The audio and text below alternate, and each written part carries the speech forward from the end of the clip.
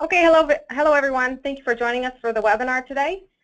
We have scheduled this webinar in response to the high inquiries from Solidworks world. We had a lot of requests for migration to Solidworks, and we thought it would be a great way to present some information to help everyone get a little education on what the products offer in that area. Please keep in mind that although we're talking about Solidworks specifically in this webinar, a lot of the content can be applied to other CAD formats and other paths of migration. My name is Annalise Suzuki, and with me today I have Dan Desereau, and we're going to be showcasing some of our technology for migration. Also, we're going to have an open Q&A session at the end of the webinar. Please feel free to submit any questions at any time. Since we have a lot of members on the call, we're just going to keep everyone in mute mode. So if you have questions, I'd like you to just submit them via the chat box, and then we'll address them at the end of the call. So the topics we're going to discuss include an introduction to Elysium, an introduction to migration. We'll talk about the product and the technology behind it. We'll show a few demos. We have a few tips for you as well, and then we'll open it up for questions. So Elysium has been around well over 30 years. We have a lot of CAD expertise and experience. One of the key differentiators about our company is our strong partnerships with all of the CAD vendors, including Solidworks, of course. And this is really key because it allows us to maintain the latest and greatest that the CAD vendors are up to with their CAD system and technology. We actually utilize the API when we do any processing of CAD, including translation and others. So we are a software company, and we focus in interoperability-related solutions. That includes translation, migration, data quality checking and healing. We do validation, simplification, and we also have some reverse engineering and point cloud rendering technology. We package our software as off-the-shelf. We also OEM it in some cases, or we provide migration services when that is more accommodating to the customer. You can see a map there with some locations of our offices. Starting on the left, we have an R&D center in Huntington Beach, California. We're calling today out of our Americas headquarters in Southfield, Michigan, which is Greater Detroit. And then we have two offices in Europe, one in Paris, France, another in Bavingen, Germany. And finally, on the right, we have our global headquarters in Hamamatsu, Japan. So here's a snapshot of a couple successful migrations that I can share because they had press releases and they were published.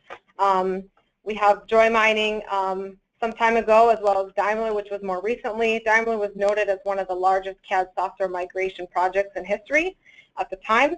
And of course, we have a multitude of other migrations, but we are definitely respectful of confidentiality with our customers.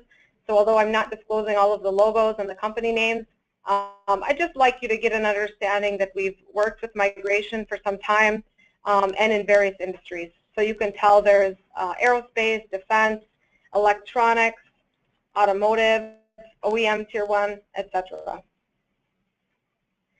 On the left-hand side is the CAD formats that we've supported in migrations to date. You can see basically we will do to or from any of these formats other than CATIA V4 and Ideas. Those are primarily from CAD systems. And we support more formats in our other product suite on the right, just for example. But we're really focused on migration in this webinar. So there's a multitude of reasons that can contribute to why a company is looking to migrate. It might be to retire a legacy CAD system. It might be because they're interested in evaluating a new CAD system. There might be multiple CAD systems deployed, and they're just trying to reduce some of the overhead of maintaining all of them in parallel. There could be mergers or acquisitions. Or we have some cases where our customers really want to maintain and leverage all of the system they have and then just be able to deliver on a regular basis to another format for their customer delivery. And then, of course, LOTAR is another one that is starting to interest migration. One of the things that all of these use cases have in common is that there is a need to continue accessing the data that you have. And that's really what triggers the migration. So there's several types of migration that we support, and I'd like to just touch on each of those. 3D BREP, which is the boundary representation, that's really the geometry information that you're going to migrate over. Then if you're looking for something a bit more robust in terms of the features, the history, we can migrate that as well. In terms of drawings, we do have the option to migrate static drawings as well as fully associative drawings. And we'll be going through each of these in a bit more detail shortly. But really you can choose any combination of these or even all of them depending on what your requirements are and what you're trying to accomplish. There's also various types of execution plans for migration. Some prefer to do kind of a one-and-done mass migration, or you might have so much data to be migrated that's on several divisions, several programs. You might go by targeting one program at a time or one project at a time. Or it could be an on-demand scenario where you really don't need everything over at once, but you need to enable a regular plan for migrating as needed. Or, of course, a combination. Several cases are really an initial batch run, and then taking that forward, they'll do an on-demand approach. Okay, so what's really the difference between BREP and feature-based migration? BREP is the boundary representation, and that's really taking the geometry and topology from your source CAD system, and the target system, Solidworks, is going to adopt that geometry and topology. It's a very precise, very accurate. Elysium's BREP solutions are 99.99% accurate, and this is based on actual customer commercial data in automotive, aerospace, and defense industries. Regarding feature-based migration, it's a completely different approach. It's a different methodology and technique used to migrate the information over. We're actually carrying over the recipe, which includes the sketches, parameters. What we're trying to accomplish is not just the geometry in the target system, but actually how it was created and keeping the features so that it can be continued in modification and engineering changes. So a different methodology used there. And we have some fallbacks in place for feature-based migration because, as anyone will tell you, it's never a perfect bulletproof solution. Okay, so this is the 3D data translation architecture of Elysium technology. Essentially, on the left-hand side, let's say we're starting with a Creo model. We're going to use the Creo API to extract that information. We put that into our Elysium neutral file format, and that is going to be capturing not only the geometry, but more information such as 3D annotations, product structure, attributes, layers, groups, etc. And we're going to be flavoring that model specifically for the target system, SolidWorks. And that means we're considering the actual API of SolidWorks to extract it, as well as the rules behind the CAD system, so that it can be properly consumed by SolidWorks and taken forward. Dan is now going to show a sample of BREP solution. He's going to use an on-demand use case.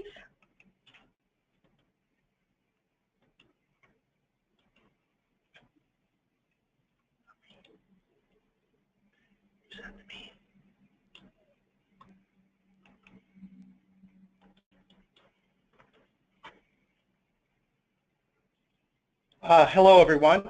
This is an example of a part that's been created with PMI in SolidWorks. I'm going to show you just a couple of the different saved views that SolidWorks has created with the PMI.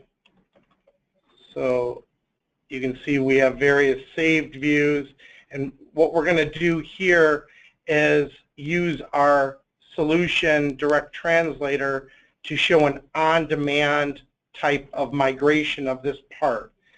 So for this solution, we can simply go to a Windows Explorer session and right-click on the part that we want to migrate. There, you'll now have an Elysium group that allows you to do certain functions. And what we want to do here is actually convert this to the target of our choice. Now, for this example, we're going to convert this to a JT representation with precise geometry and polygon geometry. We're also going to include the PMI. So there are a number of options that you can set with this translator. You can translate over attributes. You can translate PMI, geometry, and polygon information like I had mentioned. This is now reading the part using the API in Solidworks. You can see this progress window here showing that the step from Solidworks to our ENF format is now occurring. It's launching Solidworks in batch, and it's reading all of the information that we've selected through our options. It's putting that in our Elysium neutral format. We then tailor that model towards JT, and then we write out the JT file using the supported libraries for JT. So now that the translation has completed, you can see that we have a quality report, and by selecting on the part that we've migrated here, you can ensure that you have good quality in the translation coming from the original model. We have metrics by volume, surface area, centroid, and when you see this green bar here, we've done a very good job of migrating the precise geometry exactly as it was represented in the source system. So I'm going to pull up the results in a JT viewer, select on this, and show the actual PMI views that we've selected or that we've migrated. And by selecting on each of the views, you can see that the various views have been successfully migrated along with the PMI entities. We have a dimension here, a datum there, and all of the model-based definition information has been successfully migrated into JT to be used and collaborated with whoever needs to consume this.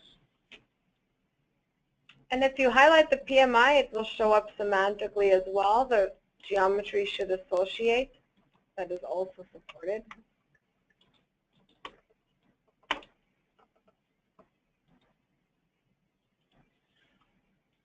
Here you can see it.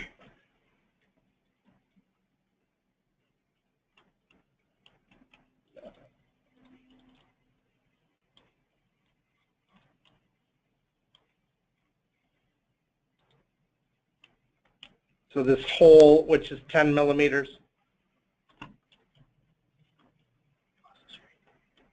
Okay.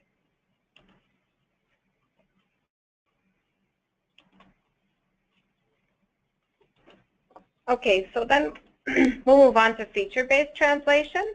As we mentioned, the goal regarding a feature-based translation is to maintain the editability so that you can actually change the model going forward.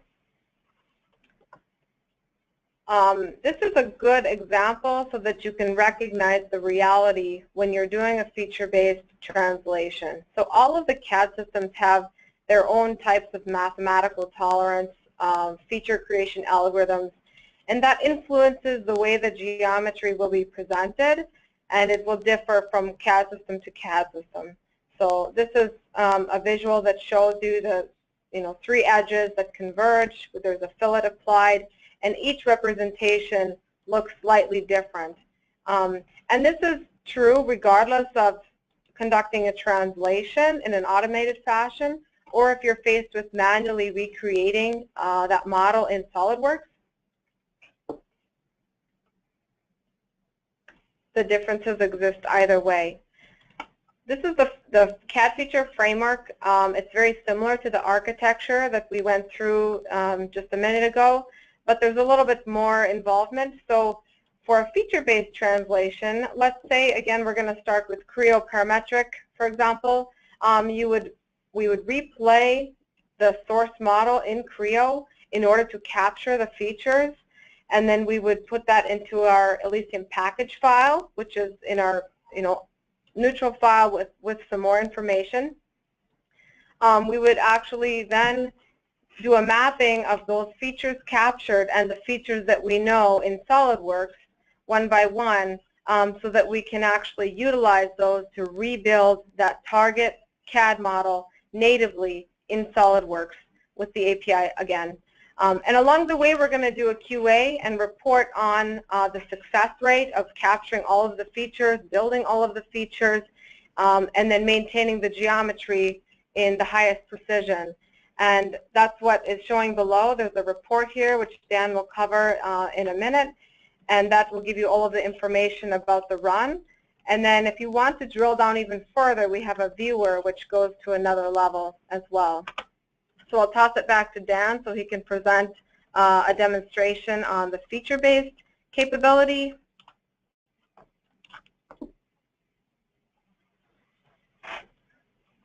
All right, so what we're looking at here is a small assembly of an older style phone.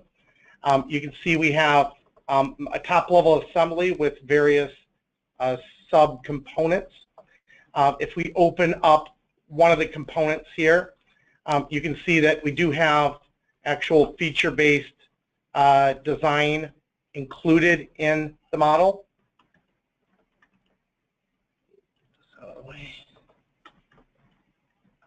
And so what we want to do is actually migrate this Creo parametric model over to SolidWorks with maintaining the history of the model. So what we're going to do first is actually write out the model with all of its features. So we're going to use a plugin to Creo that Elysium has developed. We are given a dialog where we can set various options. We can specifically choose which mode of operation we'd like to have this translation go through. We can do a feature-based migration, or we actually can use this as a BREP migration tool as well. We've chosen feature-based, and the first look at the model is giving you like the product structure, so you can see which components will be migrated during this run. And then what we're going to do next is replay the model. Each of its components are going to be replayed from the first feature to the final feature, and all of this information is being put into an Elysium package file, which is mapping the correct features over to SolidWorks. So once that has completed, we can go ahead and write out the package file, and then we can actually get out of Creo because we don't require Creo anymore at this point, now that we have our Elysium package file written out. So now we go over to SolidWorks, and we use a respective plugin for CADfeature on the SolidWorks side, and we call this our CADfeature reader because it's going to be reading the package file and building the features natively in SolidWorks here. So I'm going to select our package file. It will load the assembly structure, and it also will load all of the features. So you can actually see which features are going to be built into this model prior to actually building the model in SolidWorks. So we'll go ahead and hit execute, And now we're going to cycle through each of the components and actually start building up the feature list using the API calls. So these are real features that are being built automatically by Elysium's technology. We're not only building the features, we're actually taking quality information about every feature and every component. That's going to be put into our quality reports that we'll be showing here shortly once this migration is completed. So we do maintain sketches, sketch constraints, assembly constraints. This information is used to correctly define the model within the target system, which is Solidworks. So once it's completed here, we'll take a look at the result. It's now putting together the assembly. Oh, not quite yet. It's building the keypad, and it'll be building the assembly here shortly.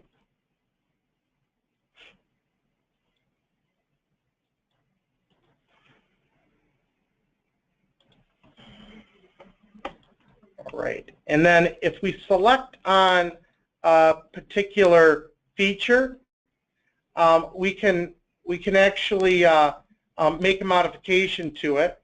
Let me just select one of these edges that skirts the entire front cover of this phone, and then we'll go in to edit that feature, and then we can look at the radius. The current radius is 0.15 inches. We'll change that to a 1/4 of an inch, and go ahead and accept that, and the model update.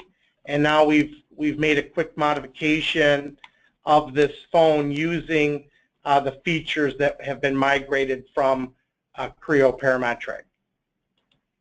Now what I'd like to show you is the actual QA report. You can use a browser of your choice. We give a complete summary of the process, including the source system, target system, some more detailed information about the systems, like the actual service pack and date code of Creo that was used. And then we're going to move over into the QA portion for the actual parts that are migrated. And if there's any variance at all, you'll see some coloring. So we had some warnings here on some of the parts. And you can go right into the part itself by clicking on the part link for the part you want to interrogate. And we can see that we have very good results geometrically, but there were some discrepancies, and these are very, very small discrepancies, 0.1 millimeters, 0.3 volume percentage. That's very small variance, and this is due to the differences in the modeling kernels of PTC, Creo Parametric, and Solidworks. If you want to take a look at the model, you can look at it in 3D. This one's a little dark. But let me go over to the front cover here, and you can see this model. Make sure it is the model that you're wanting to interrogate.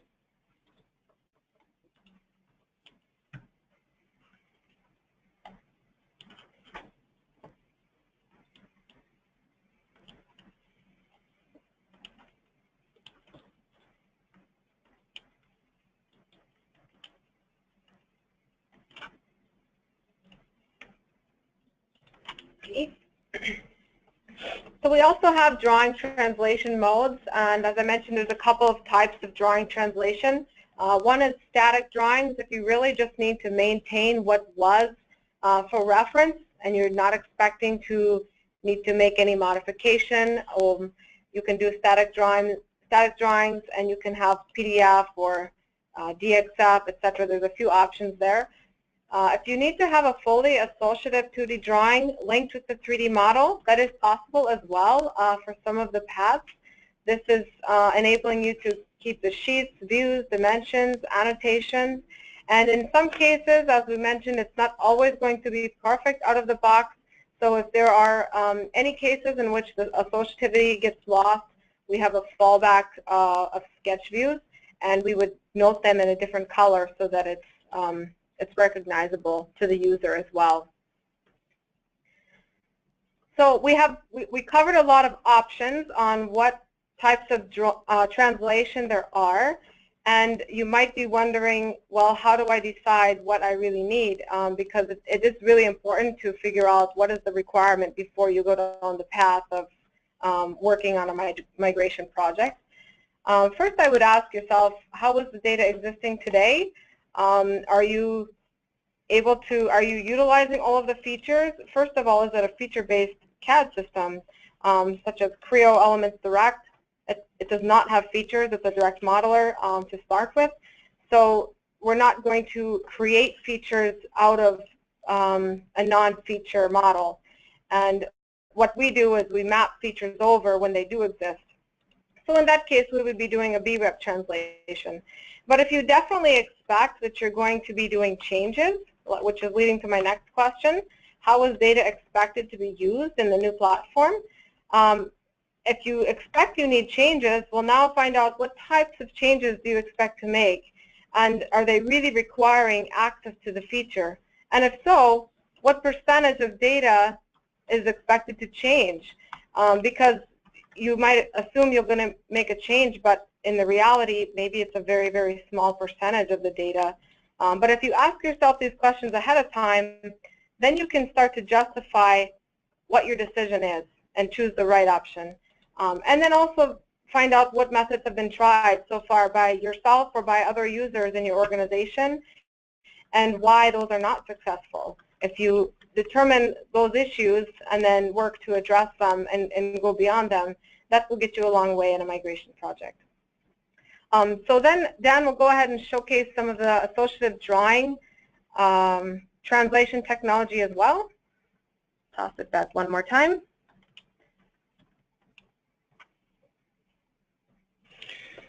All right, so this is a 2D associative drawing of a component that has various dimensions, GD&T, notes, title block information, various views, and we want to migrate this over to Solidworks. So we run it through a similar process. This is our CADfeature batch interface. And you select the options that you want to use to migrate this drawing, source system, target system, where you're going to put the results, and then you go ahead and hit process. Once the run is complete, then you open up the results in your target system. This particular drawing took, with its 3D associative part, took about just under 2 minutes to complete. And you can see that we have our various drawing entities. All of our views have been migrated successfully. They've been scaled successfully. We have our title block. And then if we take a look a little bit closer, we have our GD&T, which has been migrated semantically with its full definition, and then various dimensions have come across with the tie to the 3D geometry. So if we make a modification to the 3D model, these dimensions and drawing annotations will successfully update. Now, one thing that we've included directly from Solidworks is the ability to do a QA on the drawing, because some of the actual drawing annotations might be slightly different than the source system.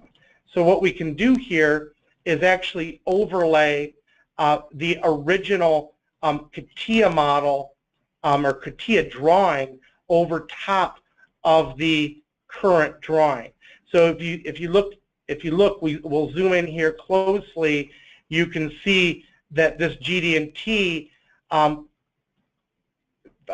tolerance has been moved slightly, and then the leader line is actually coming off of the left side of the frame instead of directly underneath. These are some things that you can, this is a QA tool that you can use to kind of go through the drawing and make sure that the automatically generated annotations truly match the original to your satisfaction.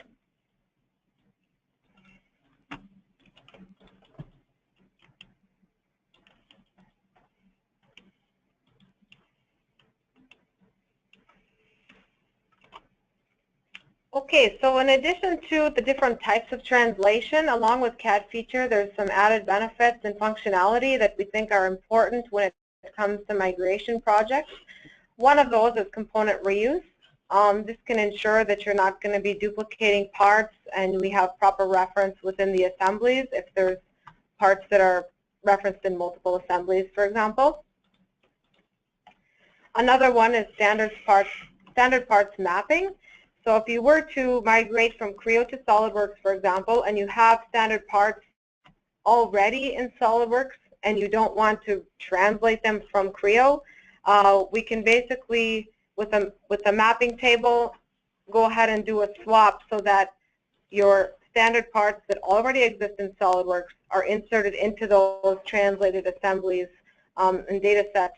And we'll also do a QA on the position, orientation, etc., to ensure that everything is correctly aligned. And if there is misalignment, we'll correct it for you and notify you in the QA report as well. Another capability is attribute mapping. This can save a lot of time if you want to implement some sort of attribute mapping, such as part name to part number, or some other ideas you may have. This definitely minimizes manual entry and rework after the translation. So we can go ahead and incorporate it into the translation if we have a mapping table in advance. Okay, and then of course we have the really robust QA and validation report, which shows you results in not only assemblies and parts, but also drawings, and then it has summary information of the run, all of the details. This is really critical so that if you run a migration, you know the success rate and you are aware immediately of any issues that may need to be addressed. Along with the report, which is available with every single run, we also have additional tools to help you manage a migration, such as further analytical tools, including a verification viewer and processor. We also have the CADfeature viewer, which will help you drill down into even further detail about feature by feature, what may be going on if there were some sort of issue you need to address. And from a very high-level perspective, obviously it's going to vary from organization to organization. But if you look at this simplified process, it would look like this. You can submit your migration data through CADfeature. You can batch the run in 3D and 2D, or just 3D if you wish. And then you'll have your results and your report as a deliverable.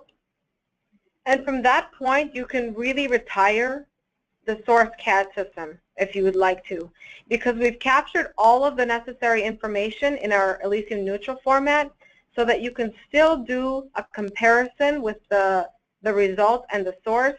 You can still, if you end up applying any additional remastering effort, you can still reference that file, and you do not need to have the source license available any longer. So that's an important point to realize. And you can use the results as is for reference or building. So even though we talked about the complexity of features and the fact that there might be some level of mismapping, or not mismapping, but unsupported mapping, we will always have the VREP very precisely in the result so that you can utilize that result as is without any touching of the model. The only case, which is the last box, that you need to worry about applying remastering is when you actually have to make a modification or an engineering change. Okay, so then we have a few tips we'd like to share with you based on our experience and success in migration. I would definitely recommend that you include the right members in the process early. That can be decision makers, it can be project leaders, CAD users of both systems, any technical evaluators, and usually IT gets involved as well. This is important because a lot of times there might be someone thinking they can go about it by themselves and try to, have all the answers, but it's really, it's a larger project than that, and you usually need a team to kind of help make the decisions for the organization and what is sensible in terms of the plan to go about it. I would also strongly recommend that once you determine the right type of migration you want to implement, you have a representative sample for a benchmark and evaluation. This will set the proper expectation of what the results will look like, and then do an evaluation thoroughly on the end-to-end process, not only extracting it from the source PLM system, for example, but even if you need to import it into a new PLM system, if you need to pass it to somebody who's going to take some action, such as run cross-sectioning or run it through a software, do all of that so you know the entire process is going to work. And also focus on the goal. I mentioned here you're not going to please everyone. CAD systems are a little bit like a religion. So people that are migrating off of one can often kick and scream because they don't want to switch. And that's the reality, but we've seen a lot of it. And if you know there's a higher goal to migrate for a business reason, you will see all kinds of issues show up from the people that are against the idea. And just be aware of that and keep focused on the main goal. Okay, so what we do in an engagement process, we have I think, customers on the call, we have potential customers, we have partners, etc. Lots of people represented. And some of you I know are looking out for your own customers. So I would like to encourage the way we go about engaging and finding out the requirements to a migration to support those looking to migrate. The first thing is to do a discovery call and gather all of the requirements, and I recommend you reach out to us early on in that process. Second, as I mentioned, would be to benchmark the data and get a level set expectation of what the results will be, and then have those evaluated by the actual users or those that need to use the data in the process. And at that point, it might be appropriate for us to equip you with some of the post-processing tools for QA, remastering, etc. And then mutually determine those next steps.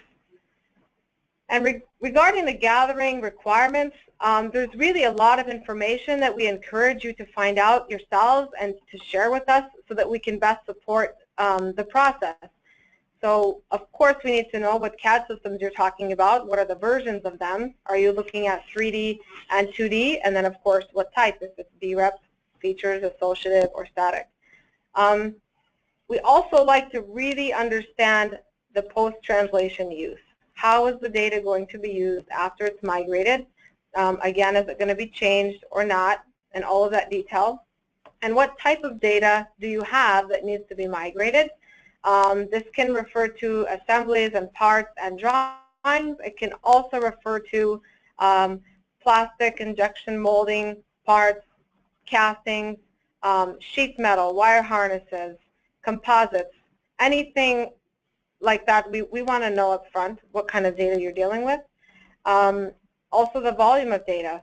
Do you have 10,000 files you need to migrate at once? Or do you have 50 gigabytes or hundreds of thousands of files that needed to be migrated over what period of time? And then, of course, if it's on demand, what do you expect is going to be applied? Is it once a day, once a week, or 100 files a week, etc.? That's what the frequency is all about.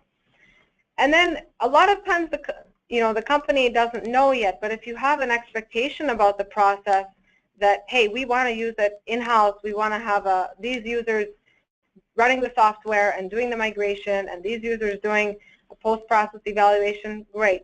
Or maybe people assume it's going to be done as a service, but getting that expectation out early is good to know as well. And then, of course, there's always a timeline, and the difficult question is there a budget? But it's a reality that we all need to understand early so that you're not wasting time, we're not wasting time, etc. So these are the types of questions and topics that I think are important to consider when you're looking at making a migration.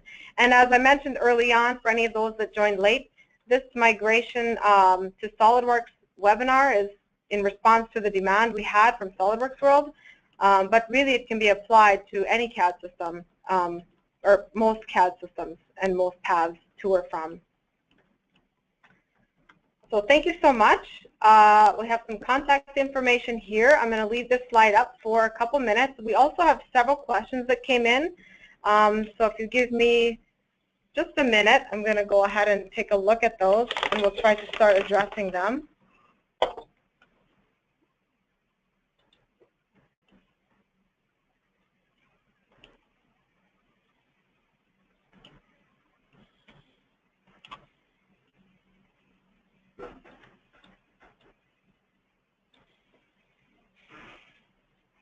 Okay, so the first is feature-based. When you have a tool like Creo Elements Direct, that is a direct modeling tool without features, when you have a hole or pocket, is there anything that can be done to make that hole or pocket become a feature in SolidWorks? So our technology does not do a recognition approach on the features. If there's not features in the source system, we are not going to create them in the target system. One of the features that we do support in VREP technology is threaded holes, for example. But other than that, we are not going to apply features in SolidWorks. And I think SolidWorks has a feature recognition program called FeatureWorks that may work for that. You can probably check with them. I'll defer the question to a SolidWorks representative. Okay. Check for the next question. Are assembly constraints mapped? Yes. In general, we do support assembly constraints, and Dan, correct me if this is wrong. But in some cases, the assembly constraints, if we put them on in the target system, that will actually affect the geometry and cause it to be out of tolerance. So if that happens, we intentionally drop them, and then we notify you in the report that the constraints were dropped. Yeah, just to make clarification on that. With assembly constraints, if there are conflicting constraints, sometimes there are specific rules that are applied in the source system that cannot be mapped properly to the target system. Maybe the target system doesn't have that type of constraint, or maybe the constraint on the source system is able to do a couple things in one constraint. So if the component is out of position when we apply the assembly constraint, then the assembly constraint will be dropped.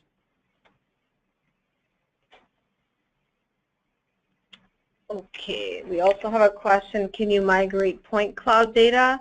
I think we need more clarification. Let's see, if so, what kind of file type is used to do this, and is there a file size limit that the program can handle?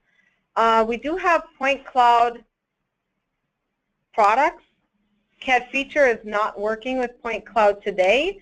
I think it would be important for us to understand a little bit more about the use case from the inquirer on that one, so we can follow up after. In general, what I would say is we have a PointCloud tool that will help you visualize PointCloud and work with a PointCloud data set. We also have some reverse engineering to migrate PointCloud into a CAD model or Polygon or VREP eventually. But depending on what the use case is, it's hard to target the right information for you. So we'll follow up with you after.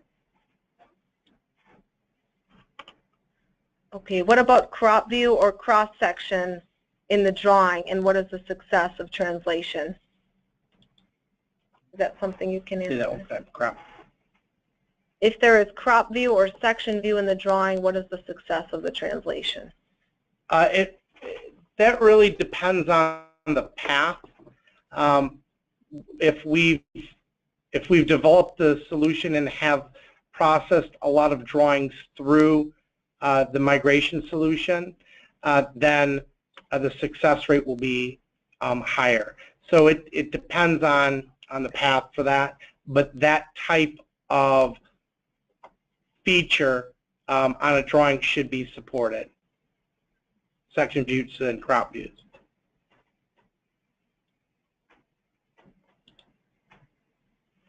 Okay, there's one, will we see a conversion from Inventor to Solidworks within the presentation? We didn't prepare all of the formats for this presentation, but we can support Inventor to Solidworks. We do have 3D available. We do not have 2D associative drawings from Inventor to Solidworks available today.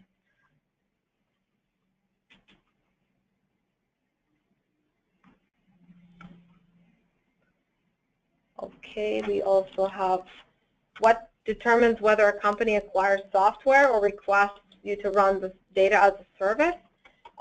This depends on a lot of things, but typically I would say the most influencing factors would be the overall amount of data and then also the available resources from the company.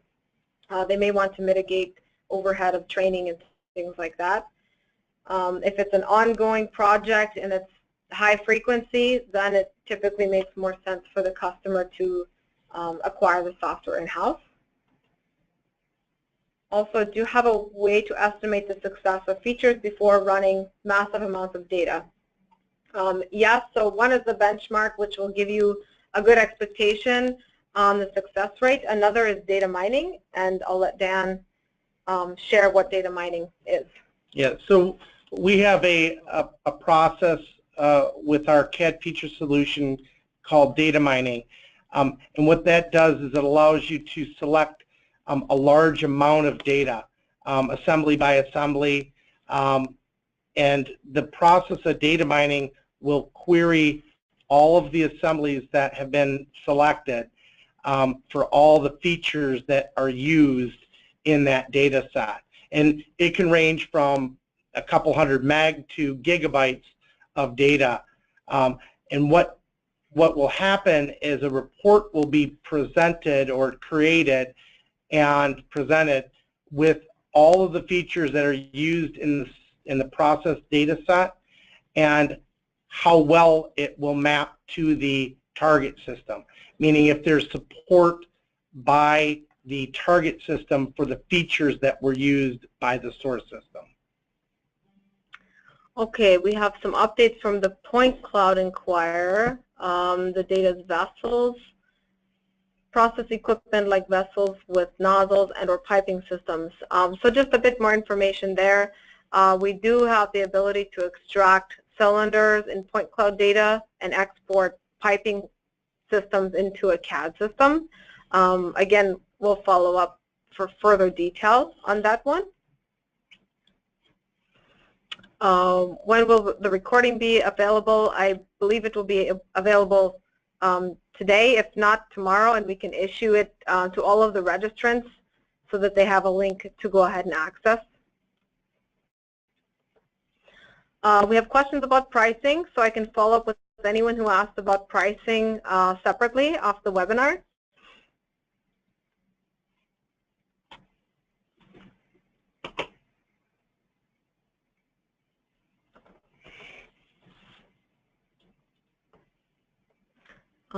Still reading a couple here. So.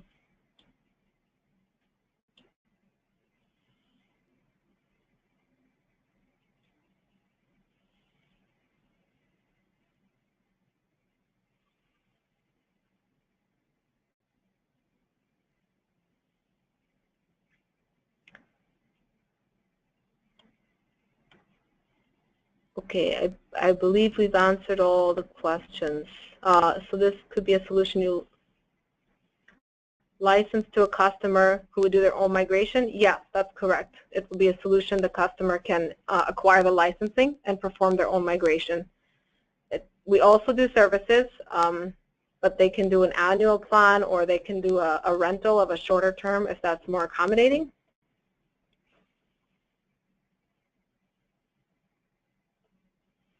Okay, and we have an internal comment about the assembly constraints from a colleague at Elysium recommending to switch off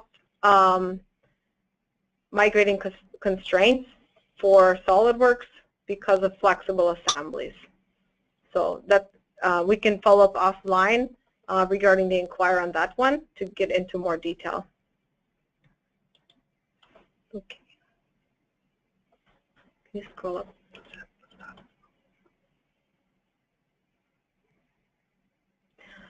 We have another question. CATIA and Solidworks work with different kind of surface types. CATIA has a Solidworks. CATIA has a Solidworks, has a different, I'm not sure of the question in this, how Elysium handles this. CATIA and Solidworks work with different kinds of surface types. CATIA has a quality surface. Solidworks handles surfaces differently. How do we handle it? The best thing for specific feature support is actually to run some of the data. I can tell you that some of the surfaces, depending on how unique the functionality is on the source system, will actually will have to BREP the surface, just specifically the surface. It can still be used in other features like to trim or to create features from the surface, but the actual if it's a feature of V5 or surface type in V5 that is unique, then Solidworks may not have a correct or equivalent type of surface, and a BREP would have to be used. But if it is like a lofted surface or a swept surface, those types of surfaces should come across with associative feature definition. Yeah, and regarding BREP, because we use the APIs, there's no approximation. It will be very precise. We have one other question so far. What happens if the feature in the source system is not existing in the target system? Will it create geometry? So we will not generate features, but yes, the geometry will be created, and that will be precise according to the source system.